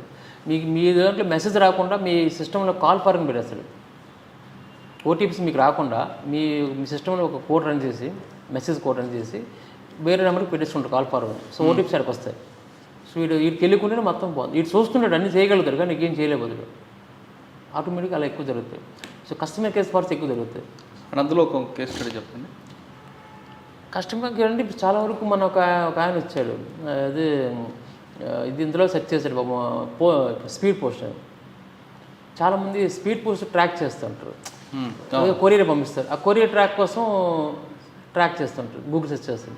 అందులో కస్టమర్ కేర్ వాడు పికప్ చేస్తారు, కాల్ చేసి సార్ మీకు కస్టమర్ కేర్ మాడుతున్నాను, మీ నెంబర్ చెప్పండి, ట్రాకింగ్ నెంబర్ ఇస్తారు. వాళ్ళు ఏం చేస్తారంటే ముందు ఇనీషియల్గా ఒక అప్లికేషన్ ఓపెన్ చేపిస్తారు, వాళ్ళకి ఏపీకి ఫైల్ పంపిస్తారు, లేకపోతే ప్లేస్టోర్ ఓపెన్ చేయించి ప్లేస్టోర్లో ఎనీ డెస్క్ యాప్ కానీ రస్ట్ బస్ అని ఒక డెస్క్ ఉంటుంది, డెస్క్ ఒక యాప్ ఉంటుంది, ఆ యాప్ ఇన్స్టాల్ చేపిస్తే ఆ యాప్ యొక్క ఐడియాని మనకి ఇచ్చేస్తే మన ఐడియా అక్కడికి ఓపెన్ అయిపోతుంది. విండో ఓపెన్ అయిపోయి విండో వాడు ఫోన్ మనం చూస్తుంటాడు, సార్ మీరు ఒక 1 rupee మాకు పంపించమని చెప్తాడు. మనం ఏం చేస్తాం, మనం పేటీఎం ఓపెన్ చేస్తాం, ఫోన్పే చేస్తాం, ఆ యూపీఐ పిన్ కొట్టి పంపిస్తాం, అది క్యాప్చర్ చేస్తుంటాడు. ఇమ్మీడియట్గా వాడు ఏం చేస్తాడు, ఆ పిన్ని కొట్టి ట్రాన్స్ఫర్ చేసుకుంటాడు అమౌంట్ని. లేకపోతే నెట్ బ్యాంకింగ్ చూస్తాడు, నెట్ బ్యాంకింగ్ చేసుకుంటాడు. ఆ తరహాలో ఎంత డబ్బులు పోయి ఉంటాయండి? మనకి గూగుల్ సెర్చ్ కాల్లో సుమారు ఒక 1 crore పోయి ఉంటుంది. ఇంకా వేరే ఉన్నాయండి ఇంపార్టెంట్ పర్టికులర్ అంటే మనకి అన్నీ సార్, మనకి ఆల్ టైప్ ఫ్రాడ్స్ ఎక్కువ ఉంటాయి. మనకి ఇవి అంటే ఎక్కువ రిపోర్ట్ అవుతుంది ఏదండి, ఎక్కువ రిపోర్టింగ్ అవుతుంది, సెక్స్టార్షన్ ఎక్కువ వస్తాయి. హనీ ట్రాప్ చెప్పండి. హనీ ట్రాప్ ఎక్కువ ఏం జరుగుతుందండి, సో వీళ్ళకి ప్రామినెంట్ పర్సన్స్ వీళ్ళు సెలెక్ట్ చేసుకుంటారు. ఇప్పుడు మీకు ఆల్ ఇండియా డేటా బ్యాంక్ అని చెప్పి నెట్లో కొడితే కొన్ని 100 వస్తాయండి మన డేటా అనేది. మనం ఏదైనా షాపింగ్కి వెళ్తే మన డేటా మొత్తం రాసి ఇచ్చేస్తాం, అది అడగపోయినా మొత్తం వచ్చారంటే మొత్తం డేటా ఇచ్చేస్తాం. వీళ్ళు మొత్తం సెక్యూర్ చేసుకొని మొత్తం అమ్ముకుంటారు గూగుల్లో పెట్టి. అదేవిధంగా డార్క్ వెబ్లో కొంత 100 డేటా అమ్ముకుంటారు. కలెక్ట్ చేసుకుని వీళ్ళు ఏం చేస్తారంటే మీకు ర్యాండమ్ కాల్ చేస్తారు, వాళ్ళు చెక్ చేసుకుంటాం. అదేవిధంగా కొంత వెబ్సైట్లు నేమ్స్ మన గూగుల్ దొరుకుతాయి, వీళ్ళు కాల్ చేస్తారు. కాల్ చేసిన తర్వాత ఫస్ట్ ఇంతకుముందు పాత రోజుల్లో 2 daysలో జస్ట్ చాట్ చేస్తారు. చాట్ చేసిన తర్వాత కొంచెం బిరిఫండ్ అయిన తర్వాత సెక్స్ చేస్తారు. ఇప్పుడు ఆటో అలా కాదు, ఫస్ట్ రోజే కాల్ వచ్చిన వెంటనే హాయ్ ఐఎమ్ విత్ సోన్ సేలో I'm alone I want sex with you అంటే ఓకే అంటే వీడు ఆటోమేటిక్గా మగపిల్లలు ఏం చేస్తారు, కుర్రవాళ్ళు కొంచెం యాక్టివ్గా ఉంటారు, ఏజ్ పర్సన్స్ టార్గెట్ చేస్తారు. 95 ఏజ్ 65 75 ఏజ్ పీపుల్ వాళ్ళు టార్గెట్ చేసిన తర్వాత వీళ్ళు జస్ట్ అన్ని నేను డైవర్ట్ చేసి మీరు బాత్రూమ్ వెళ్ళి బట్టలు ఇప్పని అంటారు. వీడు బట్టలు ఇప్పుతాడు. బట్టలు ఇప్పిన తర్వాత అది కొంచెం చూపించిన తర్వాత వీడు కొంచెం చేసిన తర్వాత మొత్తం క్యాప్చర్ చేస్తాడు. వీడు చేసిన ప్రతి యాక్ట్ క్యాప్చర్ చేసి అయిపోయిన 2 minutesకి ఒక వీడియో పంపిస్తుంది. బాబు చూసుకోండి వీడియో అని, ఐ వాంట్ మనీ అంటుంది. కుర్రవాళ్ళు ఏం చేస్తారు, 2000 3000 బతిమాలుకుంటారు. అట్లీస్ట్ 500 పంపించినా ఒప్పుకోరు, పంపించారు. కుర్రవాళ్ళు చెప్పిన తర్వాత కొంచెం కట్ చేస్తారు. ఏజీ పర్సన్ మాత్రం కొంచెం ప్రాబ్లం పర్సన్ ఏం చేస్తే భయపడతారు. ఈ వీడియో బయటకు వెళ్తే అప్పటికే పిల్లలే ఉంటాయి, అల్లుళ్ళు ఉంటారు, కూతుళ్ళు ఉంటారు, మనవాళ్ళు ఉంటారు. ఎక్కడ చూస్తే వీడియో బాగా అనుకుంటారు కదా, ఆ విధంగా ఆ ఫీలింగ్లో ఉండిపోయి వాళ్ళ అమౌంట్కి కడతారు. సో స్టార్టింగ్ ఒక 1 lakh పే చేస్తారు వాళ్ళు. ఎక్కువగా మాకు ఈ తరహాలు ఎక్కువగా డాక్టర్స్ కూడా ఎఫెక్ట్ అవుతారు, పెద్ద పెద్ద బిజినెస్ స్టార్ట్స్ పెద్ద బిగ్ షాట్ ఎంప్లాయీస్ ఎఫెక్ట్ అవుతారు. అంతా చెప్పుకోలేరు, కానీ కొందరు వస్తారు, కొందరు రారు, కొందరు ఫోన్లో చెప్తారు, కొందరు కేసు వస్తారు మాకు ఓన్లీ సాల్వ్ చేయమంటారు. రకరకాల వ్యక్తులు మాకు కలుస్తారు. తర్వాత వీళ్ళు 1 lakh అయిపోయిన తర్వాత ఒక రోజు నెక్స్ట్ రోజు కాల్ వస్తుంది, ఒక ఫేస్బుక్ నుంచి కాల్ వస్తుంది, లేకపోతే యూట్యూబ్ నుంచి కాల్ వస్తుంది. బాబు మీ యూట్యూబ్ నుంచి కాల్ చేస్తున్నాం, మీ వీడియో మాకు వచ్చింది, 1 lakh ఇస్తే కానీ మేము అప్లోడ్ చేయము అంటే వీటి పే చేస్తారు 1 lakh. అక్కడికి మళ్ళీ అగైన్ ఒక ఈవినింగ్ తర్వాత ఫేస్బుక్ వాళ్ళు ఫోన్ చేస్తారు, బాబు మాకు వచ్చింది మేము అప్లోడ్. సో వాళ్ళకి పే చేస్తాడు. వాళ్ళకి పే చేసిన తర్వాత నెక్స్ట్ రోజు ఒకటి యూనిఫామ్ ఫోన్ చేస్తాడు, ఐపీఎస్ ఆఫీసర్ అని, పెద్ద బోర్డు పెట్టుకుని పెద్ద గ్రూప్ పెట్టుకుని వీడియో కాల్ చేస్తాడు. నేను సోన్సీ పర్సన్ని, నువ్వు ఒక అమ్మాయితో మాట్లాడావు కదా, అమ్మాయి పైనుంచి కింద పడిపోయింది, ఆ కింద పడిపోయినప్పుడు ఆ ఫోన్లో నీ వీడియో ఉంది, నీ వల్లే కింద పడిపోయింది, ఆమె చావు బతుకులు ఉంది, నాకు ఏం సమాధానం చెప్తా ఉంటాడు. వీళ్ళకి మొత్తం చెమటలెక్కిపోతాయి. చెమటలెక్కిపోయిన తర్వాత ఏం చేస్తాడు, ఇంక లాభం లేదని చెప్పేసి డబ్బులు పే చేస్తాడు. ఇంకా హెరాస్మెంట్ స్టార్ట్ అవుతుంది. సో అమ్మాయి ఇంకా మెడిసిన్స్ కొంచెం ఖర్చు అవుతుందని చెప్తారు. ఇది ఎప్పుడైతే వీళ్ళకి బాగా హెరాస్మెంట్ స్టార్ట్ అవుతుందో కొంచెం డబ్బులు పే చేసి కొంచెం ధైర్యం వస్తుంది, అప్పుడు వస్తారు. సుమారుగా 20 lakhs వరకు పోగొట్టు ఉన్నారు, 2000 పోగొట్టుగా ఉన్నారు. డబ్బులు ఇస్తే వాళ్ళకి బ్లాక్మెయిల్ చేస్తారు మీ వీడియోని పబ్లిక్. దానికి రెమెడీ ఏంటండి? దానికి రెమెడీ ఒకటండి, అన్వాంటెడ్ ఏదైతే అన్నోన్ నెంబర్స్ వచ్చినా ఏదైనా వాట్సాప్ కాల్స్ని వీడియో కాల్స్ని మనం చూడకూడదు, లిఫ్ట్ చేయకూడదు. ఒక లిఫ్ట్ చేయాలని వచ్చినా ఆ ఫ్రంట్ కెమెరా జస్ట్ హోల్డ్ చేసుకుని లిఫ్ట్ చేయాలి. ఒకటి అంటే కెమెరాలకు క్లోజ్ చేస్తే అయిపోద్ది కదా. అదే మరి ఆ ఫ్రంట్ కెమెరా జస్ట్ బ్లాక్ చేస్తే ఫ్రంట్ కెమెరాలకు చేసుకొని తెలిసిపోద్ది, వాళ్ళు ఏం చేయలేరు. ఒకటి కొత్తగా వచ్చిన లేడీ ఎవరైనా జస్ట్ సెక్స్ స్టార్ట్ ఆడితే అది ఈజీ ట్రాప్, దాన్ని ఫిక్స్ చేయకూడదు. మన ఇష్టం. ఇప్పుడు కొత్తగా యాప్స్ కూడా వచ్చాయి, అన్వాంటెడ్ కాల్ సైలెంట్ కలిపి ఆటోమేటిక్ వెళ్ళిపోద్ది మోడ్ పెట్టేసుకుంటే. సో అన్నోన్ నెంబర్స్ ఏ వచ్చినా అది సైలెంట్ మోడ్కి వెళ్ళిపోద్ది. ఏదైనా కాల్స్ ఈవెన్ ఆడపిల్లలు చేస్తున్నారు, ఇప్పుడు మగపిల్లలు కాదు, ఈవెన్ లేడీస్ కూడా అదే ట్రాప్. లేడీస్కి ఏం చేస్తారు ట్రాప్, నీకు హాయ్ చాట్ పెడతారు, హాయ్ నేను నీ క్లాస్మేట్ నీకు గుర్తురాలేదా అంటాడు. ఇది గుర్తురాదు, లేదే నాకు గుర్తురాలేదు అంటే, లేదు నీ క్లాస్మేట్ నేను ఎలాగే నాకు పరిచయం అవుతుంది, పలానా రోజు చదువుకున్నావు కదా నీ డిగ్రీ క్లాస్మేట్ అమ్మాయి అంటే, ఎవరబ్బా అని రిమంబర్ చేసుకుంటుంది. అయినా రాదు, రాకపోతే నాకు ఒక వీడియో కాల్ చేసి నేను చూపిస్తాను తీసుకోదు. అమ్మాయి వీడియో కాల్ చేస్తుంది, అవతల మోగాడు ఉంటాడు మ్యూట్ పొజిషన్లో, ఇవి కట్ చేస్తుంది. అంటే ఈమె వీడియో పంపిస్తాడు. ఈమె ఏం పంపిస్తాడు, ఈమె అయితే ఫోన్ మీరు చూసినట్లుగా జస్ట్ ఫ్రేమింగ్ చార్జ్ పంపిస్తాడు. ఈ వీడియోని సోషల్ మీడియా పోస్ట్ చేస్తాను, డబ్బులు కావాలి, లేకపోతే నాకు మళ్ళీ నువ్వు వీడియో కాల్ చేయమంటాడు. ఆ విధంగా చేస్తారు. సో ఆ తరహా నేరం కంప్లైంట్ వచ్చిందా మీ దగ్గర? వచ్చాయి. ఎక్కడ వచ్చిందండి? ఇక్కడ వైజాగ్ వస్తాయి. వైజాగ్ ఈజ్ హబ్బర్ అండి. వైజాగ్లో సైబర్ క్రైమ్స్ అనేది ఏపీలో ఎక్కువగా ఇక్కడ రిపోర్ట్ అవుతాయి. ఎందుకంటే ఆల్ సెక్టర్ పీపుల్ ఉన్నారు. నార్త్ ఇండియన్ పీపుల్ ఎక్కువ ఉన్నారు, సౌత్ పీపుల్, మొత్తం ఆల్ సెక్టర్ పీపుల్ ఎక్కువ ఉన్నారు. స్టేయింగ్ నేవల్ డిఫెన్స్ ఎస్టాబ్లిష్ ఉన్నాయి, పోర్ట్ ట్రస్ట్ ఉంది, సీషోర్. సో మొత్తం ఆల్ సెక్టర్ పీపుల్ ఎక్కువ ఉన్నారు కాబట్టి ఎక్కువ క్రైమ్స్ రిపోర్ట్ అవుతాయి. సార్ ఇప్పుడు మీరు ఎక్కువగా 3 చెప్పారండి, టాస్క్, తర్వాత కస్టమర్ కేర్, ఓఎల్ ఎక్స్పర్ట్స్ ఎక్కువ, అవన్నీ రొటీన్ ఉన్నాయనుకోండి. హనీ ట్రాప్ అందులో లేడీస్. తర్వాత ఇప్పుడు కొత్తగా ఇది ఒకటి వచ్చింది, ఇది ఫెడెక్స్ అని కొరియర్ మీకు కాల్ వస్తుంది, సోన్స్ పర్సన్ నేమ్ బాబు నీ పేరు మీద హాంకాంగ్కి ఒక కొరియర్ వెళ్ళింది, ఆ కొరియర్లో సమ్ నార్కోటిక్ సబ్స్టెన్స్ ఉంది, కొంత అమౌంట్ ఉంది, కొంత పాస్పోర్ట్స్ ఉన్నాయి, మీ సస్పీషియస్ ఉంది, మీ యొక్క కాల్ని మీరు డైవర్ట్ చేస్తున్నాం అని ముంబై క్రైమ్ బ్రాంచ్కి ముంబై వాళ్ళు కాల్ చేస్తారు, పోలీస్ ఆఫీసర్, బాబు నీ నేమ్ అడ్రస్ పేరు మీద నీ మనీ లాండరింగ్ జరిగింది, నీ అమౌంట్ నీ పేరు మీద వెళ్ళింది, ఎలా జరిగింది, ఈ కొంచెం ప్యానిక్ అయిపోతాడు. నార్కోటిక్ అంటే భయపడతారు లేడీస్కి. ఆటోమేటిక్గా లేదు నీ పేరు మీద మనీ వెళ్ళింది, ఒకసారి నీకు కొంత అమౌంట్ పంపిస్తాను, అమౌంట్ నువ్వు నాకు పంపించు, అప్పుడు నీ బ్యాంక్ స్టేట్మెంట్ నేను చెక్ చేస్తాను మనీ లాండరింగ్ జరిగిందో లేదని అని చెప్తాను. అలాగే 2-3 లక్షలు పంపించిన తర్వాత ఈ అమ్మాయికి అర్థం అవుతుంది ఫ్రాడ్. అవి ఎక్కువ జరుగుతాయి ఫెడెక్స్ కంపెనీస్, కొరియర్స్. సార్ ఈ తరహా నేరాలు మీకు కంప్లీట్ వచ్చిన తర్వాత మీరు కేసు బుక్ చేసి ఇన్వెస్టిగేషన్ స్టార్ట్ చేస్తారు, వాళ్ళు దొరుకుతారు, అసలు దొరికినా రికవర్ అవుతుందా? అంటే మేము ఇప్పటివరకు మేము చాలా కేసుల్లో చాలా అమౌంట్ హోల్డ్ చేస్తాం. ఒక కేసులో మాకు 5 lakhs అయిపోద్ది, కానీ ఆ అకౌంట్లో 2-3 కోట్లు ఉంటుంది. వాడు మా దగ్గర రాలేడు, ఎందుకంటే వాడి దగ్గర ఆ అకౌంట్ ఫేక్ అకౌంట్, దాన్ని ఐటీఆర్ సబ్మిట్ చేయలేడు, ఆ యొక్క సోర్స్కి వాడు సమాధానం చెప్పలేడు, వాడు మా దగ్గర రాలేడు. సో అలాగే మా దగ్గర crores of rupees హోల్డే ఉంది. సో విక్టిమ్స్ కూడా ఏం చేస్తారంటే వితిన్ మనకి 1 dayలో ఏం చేయగలిగితే, మనకు వితిన్ జరిగిన 1 hourలో ఏమైనా రెస్పాండ్ అవ్వగలిగితే మనం 193 దగ్గర అవకాశం ఉంటుంది హోల్డింగ్. మనం కూడా ఏం చేస్తామంటే ఈ ఇమీడియట్గా నేషనల్ పేమెంట్ కార్పొరేషన్ ఎన్పిసి వరకు లెటర్ పెట్టి హోల్డ్ చేపిస్తాం అమౌంట్. చాలా సందర్భాల్లో ఒక 10 lakhs రిటర్న్ అయిపోయింది, 10 lakhs పోయింది, రిటర్న్ అయిపోయింది. ఒకవేళ అరెస్ట్ రికవర్ అవుతుందా? అరెస్ట్ అమౌంట్ రికవర్ అవ్వదు, వాళ్ళు కాంప్రమైజ్ అయిపోతారు. నేను చాలాసార్లు దేశం మొత్తం తిరిగాను, ఢిల్లీ, రాజస్థాన్, బీహార్, చాలా దేశాలు తిరిగాను, కానీ అక్కడ ఉన్న ఆఫీసర్స్ కొందరు మనకు సపోర్ట్ చేయరు. మొన్న భరత్పూర్ వెళ్ళాను, భరత్పూర్ ఎస్పీ గారు చెప్పిన లోకల్ ఎస్ఐ సపోర్ట్ చేయడు, ఎందుకంటే లోకల్ ఎస్ఐ వాడికి పలుకుబడి ఉంటుంది. ఆ విలేజ్లో ఎవరైతే ఉంటారో చౌకీదారు వాడు చెప్పిందే వేదం, ఇంకెవరు చెప్పిన వేదండి, వాడు మనకి సపోర్ట్ చేయడు, మాకు అప్పచెప్పడు, ఎందుకంటే వాడిని నెక్స్ట్ ఎస్ఐ అని బతకనవారు, ఈవెన్ ఎస్పీ గారు చెప్పినా కూడా వినరు. సో ఆ గ్రామంలో ప్రతి ఇంట్లో కూడా ఇదే పని, స్మాల్ స్కేల్ ఇండస్ట్రీ. సార్ ఈ తరహా నేరాల్లో అసలు మనం పడకుండా ఉండాలంటే ప్రజలకు ఇచ్చే టిప్స్ ఏంటి? ఒకటండి, అత్యాశకి పోవడం అన్నది ఇంపార్టెంట్. ఎవరో మనకు తెలియని వ్యక్తి మనకి డబ్బులు ఇస్తారో ఆఫర్ చేస్తారంటే అది భ్రమ. లోన్ యాప్స్ ఎవరైతే ఈ టాస్ గేమ్స్ ఉన్నాయో, మీకు పార్ట్ టైం జాబ్స్ ఇప్పిస్తానో అది టోటల్గా ఫ్రాడ్. అవన్నీ కూడా వీళ్ళు చైనీస్ పీపుల్, వాళ్ళ డైరెక్షన్లో మన ఏపీలో, మన ఆల్ ఓవర్ ఇండియాలో కొంత ఏజెంట్లు పెట్టుకొని వీళ్ళు కన్వర్ట్ చేస్తారు. ఫండ్ తీసుకున్న తర్వాత మీరు ఏం చేస్తారు, ఇప్పుడు మా దగ్గర కొత్త రిపోర్ట్లు వస్తుంది. సపోజ్ మీరు విక్టిమ్, మీ దగ్గర 5 lakhs పోయింది, మీరు టాస్ గేమ్ పెట్టేశారు. సో మీరు క్వశ్చన్ చేస్తారు, వాడు ఏం చెప్తారంటే, సరే నువ్వు నాకు నీ దగ్గర 5 lakhs పోయింది కాబట్టి నీ 5 lakhs నీకు ఇప్పిస్తాను, అయితే నీ అకౌంట్ నాకు అమౌంట్, నీ అకౌంట్లో నేను కొంత అమౌంట్ వేస్తాను ప్రతిరోజు, ఆ అమౌంట్లో నువ్వు 10% నువ్వు తీసుకొని 90% క్రిప్టో కరెన్సీ బినాన్స్లోకి వెళ్ళి ఆ క్రిప్టో కరెన్సీ పర్చేస్ చేసుకుని మాకు పంపించమని చెప్తాడు. అలాగే ఏం చేస్తే మీకు అమౌంట్ పడుతుంటుంది. సో మీరు ఏం చేస్తే మీ టార్గెట్ 5 lakhs మీరు రికవర్ చేసుకోవాలి. సో సపోజ్ ఇది 5 lakhs పడింది అనుకో, 10% తీసుకుంటారు.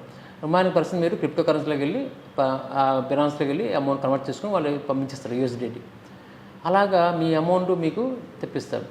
ఒక ఫైండర్ ఏం చేస్తారో మీ అకౌంట్ హోల్డ్ అయిపోద్ది. సో మీది మీ నేరం చేపిస్తారు, మిమ్మల్ని కూడా నేరం చేయించేస్తారు, మీరు కూడా వాళ్ళకి ఎవరికి ఇండైరెక్ట్ సపోర్ట్ చేస్తున్నారు. అలాగా విక్టిమ్స్ని, యూత్ని ఎక్కువ ఎన్రోల్ చేస్తుంటారు ఈ కేసుల్లో. చాలా వరకు లేడీస్, మన గుంటూరులో ఒక లేడీ పాపం డబ్బులు పోతే ఏం చేసిందంటే, వాడు నేను డబ్బులు ఇప్పిస్తాను, నీకు కొంత అమౌంట్ పంపిస్తాను, నువ్వు చేసే పని ఏం లేదు, వచ్చిన అమౌంట్ ఏ రోజుకి ఆ రోజు బినాన్స్లోకి వెళ్ళి ఆ క్రిప్టో కరెన్సీ ట్రేడ్ చేసి మా అమౌంట్ని కన్వర్ట్ చేసి మాకు పంపించండి, రిమైనింగ్ 1% తీసుకోమని. అలాగే తీసుకున్నారు, ఆ అమ్మాయిని అరెస్ట్ చేస్తాం. తప్పులు అమ్మాయి నేరం చేసింది. సో ఆ విధంగా ఈ యూత్ని కూడా ఎక్కువగా వాళ్ళు ఎక్స్ప్లాయిట్ చేస్తుంటారు. కాబట్టి ఇవన్నీ ఫ్రాడ్. ఈ టాస్ గేమ్లు కానీ, పార్ట్ టైం జాబ్స్ కానీ, ఇవన్నీ కూడా టోటల్లీ ఫ్రాడ్.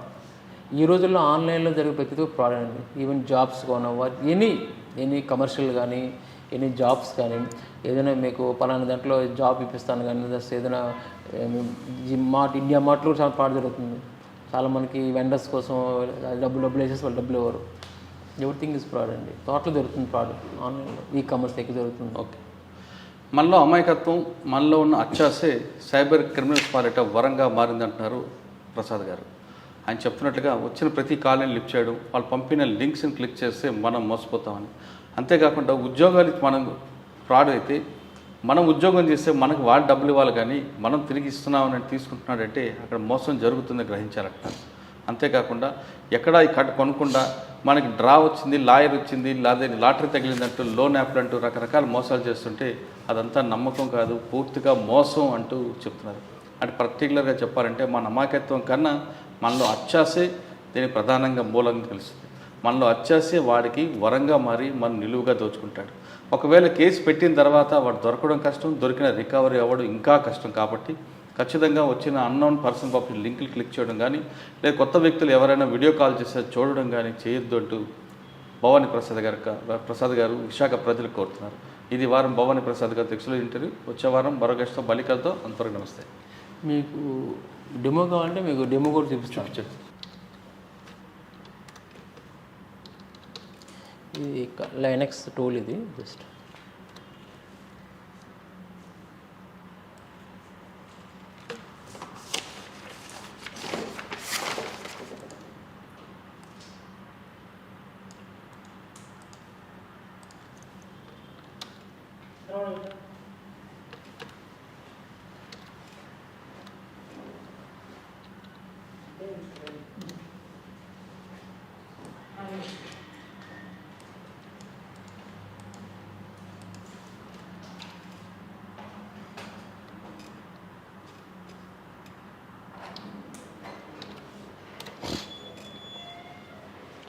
ఇప్పుడు నేను జస్ట్ ఒక లింక్ పంపిస్తాను ఫేస్బుక్ ఫ్రెండ్గా వరకు. సో నెక్స్ట్ ఒక టూల్ సెలెక్ట్ చేసుకున్నాను. సపోజ్ ఫేస్బుక్ సెలెక్ట్ చేసుకున్నాను, ఒక ఫిషింగ్ లింక్ చేసుకున్న తర్వాత సో నేను ఒక పేజ్ సెలెక్ట్ చేసుకుంటాను.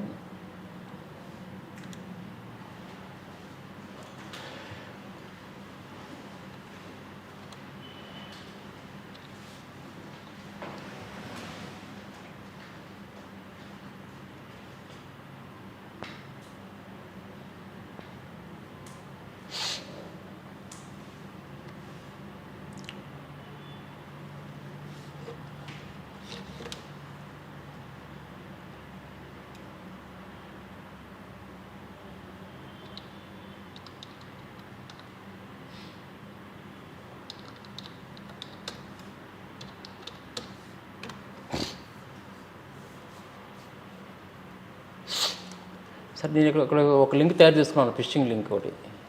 సో ఇది ఫిషింగ్ లింక్ అనేది నేను ఒక టార్గెట్ చేశాను. ఇది ఒకరిని టార్గెట్ చేసి వాడి అడ్రస్ కావాలి నాకు, వాడిది ఒక ఆ information, suppose user name password కావాలి.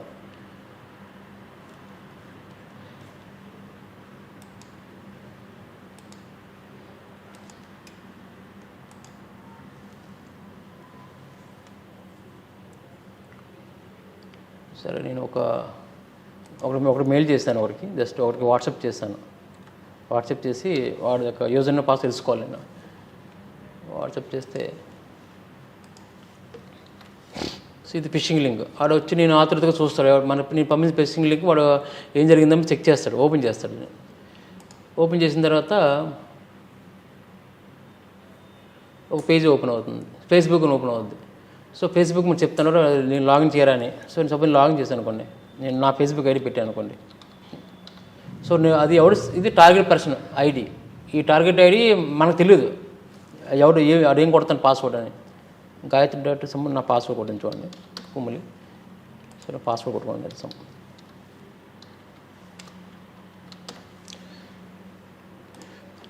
ఇప్పుడు ఓకే, ఇప్పుడు ఇందులోకి వెళ్ళిపోతాను నా టార్గెట్లో. సరే నేను నా కొట్టిన అకౌంట్ గాయత్రి కుమ్మిలి, ఇది విక్టిమ్, ఇది ఫ్రాడ్ షేర్ది. ఆడు కొట్టింది, ఆడు ఏం కొట్టాడో గాయత్రి కుమ్మిలి పాస్వర్డ్ వాడు అయిపోయి వచ్చేసింది. ఇలా టార్గెట్ చేస్తారు. మీకు ఫిషింగ్ లింక్ పంపించాను, మీరు ఏదో ఓపెన్ చేస్తారు. ఓపెన్ చేసి మీరు ఏమనుకుంటారో మీకు తెలియదు, నాకు తెలియదు అనుకుంటారు మీ యొక్క యూజర్ నేమ్ పాస్వర్డ్. కానీ మీది కాపీ చేస్తారు.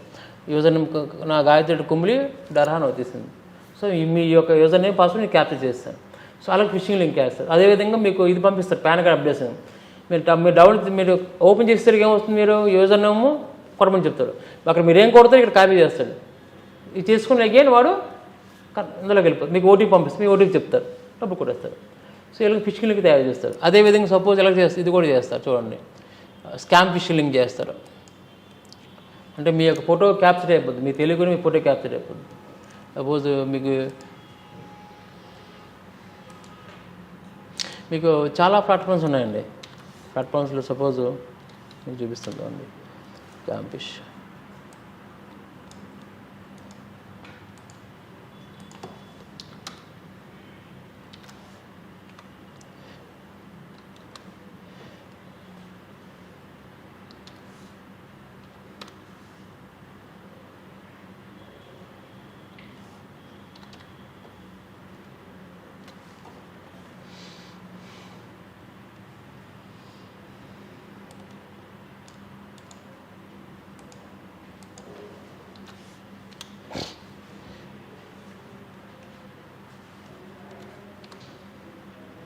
సపోజ్ నేను ఏదో పెట్టాను అనుకోండి, ఫెస్టివల్ పెట్టాను అనుకోండి, ఏదో మీకు లింక్ పంపిస్తాను, జస్ట్ ఫెస్టివల్ హ్యాపీ బర్త్డే అని.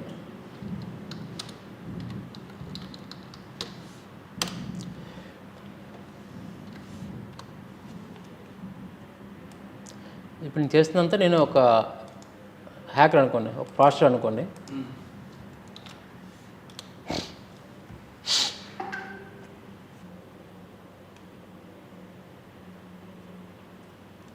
సో నేను ఒక లింక్ ఇది క్రియేట్ చేశాను. క్రియేట్ చేసి సెలెక్షన్ చేసి నేను మీకు వాట్సాప్ చేస్తాను. సపోజ్ నేను వాట్సాప్ చేసుకున్నాను అనుకోండి.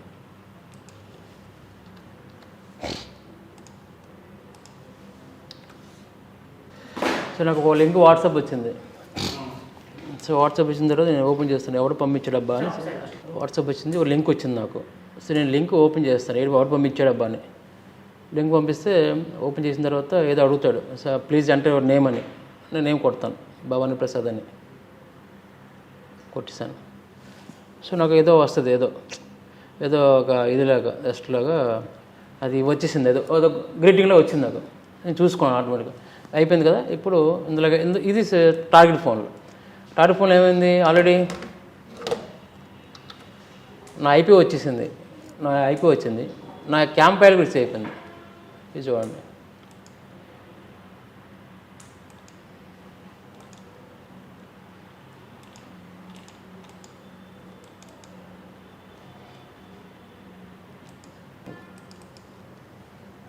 ఇప్పుడు తీసినవి, ఇప్పుడు పక్కన పెట్టిన ఫోటో కాబట్టి పక్కన వచ్చాయి. ఇప్పుడు ఫోటో పక్క పెట్టాను నేను, అంటే కరెక్ట్గా చెక్ చేయలేదు నేను.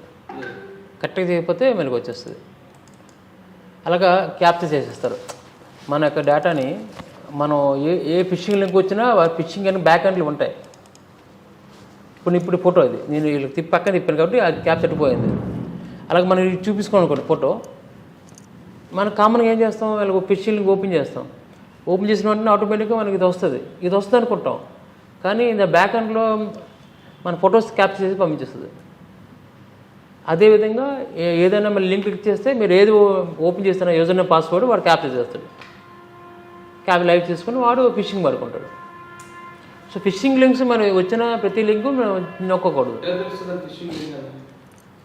ఫిషింగ్ లింక్ ఎలాగొస్తుందంటే ఆటోమేటిక్ ఇది అది HTTPS ఉంటుందండి. ఫిషింగ్ లింక్ ఎలాగొస్తే అంటే ఆటోమేటిక్గా మనకు తెలిసిపోద్ది. డొమైన్ అనేది కొంచెం చేంజ్గా ఉంటుంది. మీకు చూపిస్తుంది వాళ్ళు. దానికి ఒక టూల్స్ ఉంటాయి. ఫిషింగ్ గ్రాబిఫై అనే ఒక టూల్ ఉంటుంది.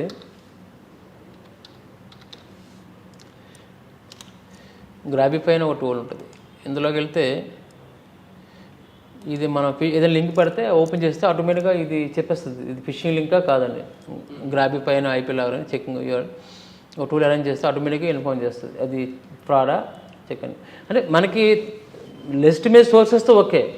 సపోజ్ మీకు ఎవరో అన్నోన్ పర్సన్ వచ్చింది, అది ఓపెన్ చేయకూడదు. నోన్ పర్సన్ వచ్చినా మీరు ఓపెన్ చేయొచ్చు, మీకు ప్రాబ్లం ఉండదు. అన్నోన్ పర్సన్స్ వస్తే మీకు ఇబ్బంది పడిపోతాం. అవి ఈజీగా మనం ఫిషింగ్ లింక్ ఆటోమేటిక్గా డొమైన్ చేంజ్ ఉంటుంది. రకరకాల డొమైన్స్ ఉంటాయి. మీకు రెగ్యులర్ డొమైన్స్ ఏవో మీకు జీమెయిల్ కానీ గూగుల్ కానీ ఏవి చేసి ఒరిజినల్స్ ఉంటాయి. డొమైన్లని మీకు మారిపోతాయి, ఎక్స్టెన్షన్ మారిపోతాయి. అవి చెక్ చేసుకోవాలి ఎక్కువగా. అంటే ఏదైనా ఫ్రాడ్ అంటే మన చేతిలో ఉందండి ఫోన్. మనకి ఎప్పుడైనా మొబైల్ అనేది ఎప్పుడు కూడా మొబైల్ సెక్యూరిటీ, మన మొబైల్ అనేది ఆల్వేస్ అప్డేట్ చేసుకోవాలి. థర్డ్ పార్టీ యాప్స్కి పర్మిషన్ ఇవ్వకూడదు. మీరు ఈవెన్ పబ్లిక్ వైఫై కనెక్ట్ చేసుకుంటే మీరు VPNs వాడాలి. పబ్లిక్ ఏదైనా వైఫై ఫ్రీగా వాడుతున్నారు, మీరు డైరెక్ట్గా మీ IP మ్యాక్ ఐడి దానికి ఎక్స్పోజ్ చేయకూడదు. మీరు VPNs కనెక్ట్ చేసుకోవాలి. ఎప్పటికప్పుడు అప్డేట్ చేసుకోవాలి, బ్యాకప్ తీసుకోవాలి. మీ మొబైల్ ఫోన్స్లో ఏవైతే అన్వాంటెడ్ యాప్స్ వస్తాయో అన్వాంటెడ్ యాప్స్ మీరు పర్మిషన్ ఇవ్వకూడదు.